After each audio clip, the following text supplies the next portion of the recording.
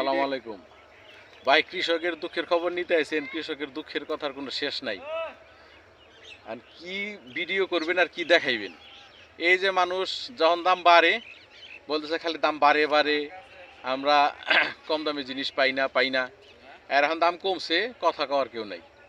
মনে করেন এই যে কপি এখন বিক্রি করতেছে আমরা 2 টাকা 3 টাকা, ঠিক আছে। একটা ফুলকপি উৎপাদন খরচ 10-12 টাকার মতো পড়ে, বিক্রি করতেছে 2 টাকা 3 টাকা। আর আমরা যে লস খাইছি এটা দিবে কেউ? সরকার তো জিন্দিগি তো কৃষকের কাছে আসবো না, ঠিক আছে। তো এখন মনে করেন দাম বাড়লেও সমস্যা, কমলেও সমস্যা, কিন্তু আসল জায়গায় কেউ যায় না। আসল জায়গায় ঠিকই ধরেন যারা উৎপাদক তাদের যদি আপনি ঠিকভাবে দাম না দিতে পারেন, তাহলে যদি উৎপাদন বন্ধ করে দেয় কি করবেন তখন? কিছুই করার থাকে আমরা না। যদি পরপর 2 বছর বা 3 বছর কৃষিতে এরকম ভয়াবহ মাইর খাই, মাইর খেলে তো আমরা উৎপাদন বন্ধ করে দিব। কারণ আমি একজন কৃষক, আমার ফ্যামিলিতে 5-6 জন লোক আছে। 2 বিঘা জমি চাষ করলে আমি আমার সংসার নিয়ে চলতে পারবো। আমি এখন বর্তমানে ধরেন 50 বিঘা ক্ষেত করতেছি, আমি 50 বিঘা না বিঘা 2 বিঘা করে যদি 2 বিঘা করে আমার সংসার চলে যাব, বাকিটা তো উৎপাদন করব না, তখন কি হইব? সব কৃষকই যদি এরকম করে, সব কৃষক এরকম করলে তখন কি মানুষ না খেয়ে থাকতে হইব? অবশ্যই টাকা না মানে থাকলেও না খেয়ে থাকতে হবে, হ্যাঁ। উৎপাদন বন্ধ। আপনার টাকা আছে, গড় বোঝাই, ঠিক আছে, 1000 কোটি টাকার মালিক, আপনার টাকা আছে, খাদ্য নাই, আপনি কিনবেন কি? তাই না? হ্যাঁ হ্যাঁ তাহলে কি করতে হবে আপনার? আপনার হইলো মানুষের ইনকাম বাড়াইতে হইব, জি ঠিক আছে। মানুষের ইনকাম যদি বেশি থাকে সে কিনতে স্বাচ্ছন্দ্য বোধ করবো। জি একজন মানুষের স্বাভাবিক, একটা মানুষ 20,000 টাকা বেতন পায়, কিন্তু ওই লোকটারই যদি ধরেন মাসে 30,000 টাকা বেতন থাকতো, এখন যে জিনিসটা 5 টাকা আছে, এক মাসে যদি ওই জিনিসটার দাম 20 টাকা হইতো, পরের মাসে ওইটা হয়তো 10 টাকা হইব বা 15 টাকা হইব বা 40 টাকা হইব, ওই কিনতে পারবো। কিন্তু আর ইনকাম বাড়াইতেছেন না আপনি, এদিকে দোষ দিতেছেন কৃষির জিনিসের দাম কেন, ঠিক আছে। মানুষের ইনকাম বাড়ান, ইনকাম বাড়াইলে অটোমেটিক জিনিসের দাম, কৃষকও দাম পাইবো, তারাও কিনতে পারবো। রাইট। আসল জায়গাতে কেউই যায় না। এই যে করতেছেন জিনিসপত্রের দাম কমানো সম্ভব কিনা? সম্ভব না। এই সম্ভব কোনো দিন? বাংলাদেশ হলো আমদানি নির্ভর দেশ, প্রত্যেকটা জিনিস বাংলাদেশে আমদানি করা লাগে। ডলারের দাম দিচ্ছেন বাড়ায়া, আকাশের উপরে ডলারের দাম যদি না কমে, আপনার জিন্দিগিতে কোনো দিন জিনিসের দাম কমাইতে পারবেন? একজন আমদানি কারো কি জিনিস 120 টাকা দিয়ে কিনা এনে 80 টাকা বিক্রি করবো? কোনো দিন না। আপনার ডলারের দাম যেহেতু বাড়ছে, বাড়লে আপনার জিনিসের দাম অটোমেটিক বাড়বেই, আপনি কোনোদিন এটা নিয়ন্ত্রণ করতে পারবেন না। তাহলে ডলারের দাম বাড়ছে, সেই হিসাবে আপনি মানুষের ইনকাম বাড়ান, আয় বাড়ান, জিনিসের দাম বাড়লেও তারা কথা বলবো না। ডলারের দাম বাড়াই রাখছেন, মানুষের বেতন আজ থেকে 5 বছর আগে 20,000 ছিল, এখনো 20,000ই। 5 বছরের আগে ডলারের দাম আসলে 80 টাকা, এখন হচ্ছে 120 টাকা, ঠিক আছে। জিনিসপত্রের দাম বাড়ছে, তাহলে আপনার মানুষ ইনকাম বাড়ান না কেন? চুরি বন্ধ করেন, বাটপারি বন্ধ করেন, ডলারের দাম বাড়ছে, মানুষের ইনকাম বাড়ান, জিনিসের দাম বাড়লে মানুষ কিনতে পারবো, এটাই স্বাভাবিক। রাইট। আনালে মনে করেন যে কৃষি আমরা যেভাবে মাইর খাইতেছি, ঠিক আছে, এক সিজনে লাভ হয়তো পরের সিজনে লস, যেভাবে মাইর খাইতেছি, কৃষকরা যদি কৃষির থেকে মুখ ফিরায় নেয়, ঠিক আছে, আপনার হাজার হাজার কোটি টাকা আপনার পকেটে থাকবো ঠিকই, কিন্তু আপনি না খেয়ে থাকবেন, কি করবেন আপনি? সত্যি কথা, কথা বাস্তব। আমার এটাই ভাই কথা, তেরা কথা কইলাম, ঠিক আছে, ভালো না লাগলো কিছু তারা হইলো আপনার কথা বাস্তব, আপনার কথা সঠিক আসলে। এটা কত ভাই? একটা জিনিস ভাই, মনে করেন আমরা আমদানি করি প্রত্যেকটা জিনিস, ধরেন আলু বাংলাদেশ উৎপাদন হয়, পেঁয়াজ উৎপাদন হয়, ঠিক আছে, তারপরে আলু পেঁয়াজ আমাদের আমদানি করা লাগে। এখন আমদানি যে জিনিসটা আমি আমদানি করি, ঠিক আছে, ওই জিনিসের সাথে প্রতিযোগিতা করতে গেলে অটোমেটিক আমার জিনিসের দাম বাড়াইতে হইব, তাই না? বাড়াইতে হইব। তো সেই ক্ষেত্রে মনে করেন আমদানি করা জিনিস আপনি কোনোদিন তো কম দামে বিক্রি করতে পারবেন না, ঠিক আছে। এটা কত রে? 60 টাকা এরকম।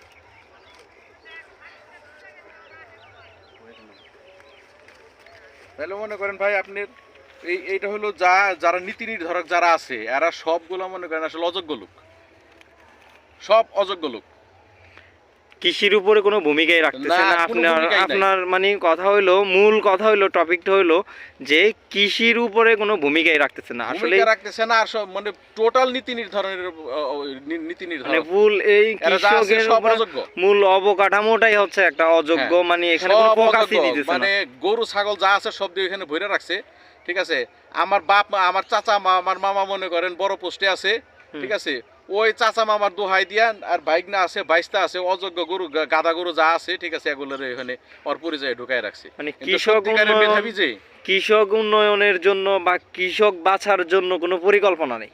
পরিকল্পনা আপনার পরিকল্পনা যেটা আছে এগুলো আমার ভুল পরিকল্পনা ভুল পরিকল্পনা ঠিক বা আছে। ভুল পথে অগ্রসর মানে হইতেছে। আপনি একটা অযোগ্য লোক যে পদে দিয়ে রাখছেন ঠিক আছে ওর তো নিজেরই মেধা নাই ওই পরিকল্পনা সুন্দর করে করবো কিভাবে? এখন আপনি বর্তমান মানে এই সরকার যে মানে বর্তমান যে সরকার আছে ওনাকে আপনি কি কোনো ফাইনালি কোনো মেসেজ দিতে চান যে এটা নিয়ে? বর্তমান সরকার যেটা আছে এটা তো মনে করেন নিজেই তো অবস্থা খারাপ। অবস্থা ওই যেরকম ভালো হোক। করতে চাইলেও ওই হুম। ভালো করতে চাইলে আর ভালো করতে দিবে না তো। ভালো করতে দিবে না কেন? মনে করেন এরা যে কয়জন আছে ঠিক আছে এদের মনে করেন রাজনৈতিক কোনো নাই ঠিক আছে। এই যদি ভালো করতে চায় ঠিক আছে এখন ওনার আন্ডারে যারা আছে ধরেন বিভিন্ন বড় বড় কর্মকর্তা কর্মচারী ঠিক আছে আমরা তো মনে করেন যে চুলদারি কিছু পাকছে হুম। বাংলাদেশের নাগরিক আমরা তো দেখতেছি। একটা সত্যি কথা হইলো ওনার আন্ডারে যারা আছে কর্মকর্তা যাদের দিয়ে ওনার মাঠ পর্যায়ে কাজটা হাসিল করবো ঠিক আছে এরা সবগুলো বেশিরভাগই হলো চোর। সবগুলো না হইলো বেশিরভাগই চোর ঠিক আছে। এখন এরা যদি ভালো করতে চায় আর ওইটা করতে দিব না। সেটাই আসলেই এখন ফাইনালি আপনি মানে যে অন্তর্বর্তীকালীন সরকার আছে আপনি কি ওনার কাছ থেকে কোনো কিছু আবেদন বা আপনার যে মানে আবেদন আক্ষেপ হইলো আমার জানাতে চান নাকি? সবচেয়ে বড় আবেদন হইলো যেই জায়গায় যেই লোকটা দরকার যোগ্য হ্যাঁ যোগ্যতা সম্পন্ন এবং সৎ লোক এখানে নিয়োগ দেন দেখবেন দেশের প্রত্যেকটা সেক্টর উন্নতি হবে। প্রত্যেকটা সেক্টরে যোগ্য এবং সৎ ঠিক আছে। জি। একজন লোক যোগ্য কিন্তু সৎ না অসৎ ওর দিয়ে কোনো কাজ হইব না ঠিক আছে। মানে অসৎ সাইডে যোগ্য সে হ্যাঁ। সৎ সাইডে না। না আপনার যে জায়গায় যে জায়গার জন্য যেই লোকটা সৎ জি এবং যোগ্য তাকে আপনি ওইখানে নিয়োগ দেন দেখবেন দেশের উন্নতি হইব। কিন্তু আপনার যোগ্যতা আছে কিন্তু সে চোর ঠিক আছে ওরে আপনি নিয়োগ দিলে জীবনেও কাজ হইব না। আচ্ছা ডক্টর ইউনূস সম্পর্কে আপনার কি রকম ধারণা? আপনি মানে কি সে উনি উনি তো মানুষ হিসেবে কি রকম? সত্যি কথা বলতে উনি চেষ্টা করতেছে উনি পারতেছে না। আমি যা দেখতেছি উনি তো একজন উনি চেষ্টা করতেছে ভালো মানুষ ঠিক আছে দেশ ওনার যে কথা কেন কেন কেন পারতেছে না? উনি তো একজন বিশ্বের ভিতরে আইকন এত বড় মাপের একজন মানুষ। উনি একা তো মনে করেন সমস্ত লোকরে কন্ট্রোল করতে পারবে না। উনি যাদের দিয়ে কাজ করাবে হুম। তারা যদি ভালো না হয় উনি কি করবে কোন? উনিকে আরে- হাতে ধরেন বাংলাদেশের 64 জেলা 18 কোটি মানুষ ঠিক আছে এদের কন্ট্রোল করে এদের সেবা দেওয়ার জন্য অন্তত পক্ষে আমলা বলেন বা বিভিন্ন চাকরিজীবী বলেন অন্তত পক্ষে মনে করেন যে 15-20 লাখ লোক আছে। হুম। আর ওনার এই 15-20 লাখ লোকের মধ্যে যদি 2 লাখ লোক সৎ থাকে আর 18 লক্ষ লোক থাকে অসৎ ঠিক আছে। এখন ডক্টর ইউনূস সাহেবের কি ওই 18 লাখ অসৎ লোকের কন্ট্রোল করা সম্ভব? না অসম্ভব। এক্স্যাক্টলি আপনি যেটা বলছেন সেটা আসলে অসম্ভব, কিন্তু তারপরে এখন ওনার গুরুত্বপূর্ণ ভূমিকা রাখতে হবে, অবশ্যই খুব অ্যালার্ট থাকতে হবে। alert ঠিক আছে, থাকতে হবে। উনি আপনি ফাইনালি বলতে চান যে উনি খুব শক্তপোক্তভাবে হ্যান্ডেল করতে হ্যাঁ, হবে, কারণ এটা শক্ত অনেক হতে হবে। কঠিন, অনেক টাফ একটা ব্যাপার। শক্ত হতে হবে অনেক কঠিন ওনার জন্য এটা অনেক কঠিন। কারণ আমরা তো আমার যে বয়স হয়েছে এই বয়সে তো মোটামুটি এরশাদ সরকারের আমল আমি কিছু দেখছি, অন্যান্য দল যারা আছে দেশ শাসন করছে তাদের শাসন আমলও দেখছি।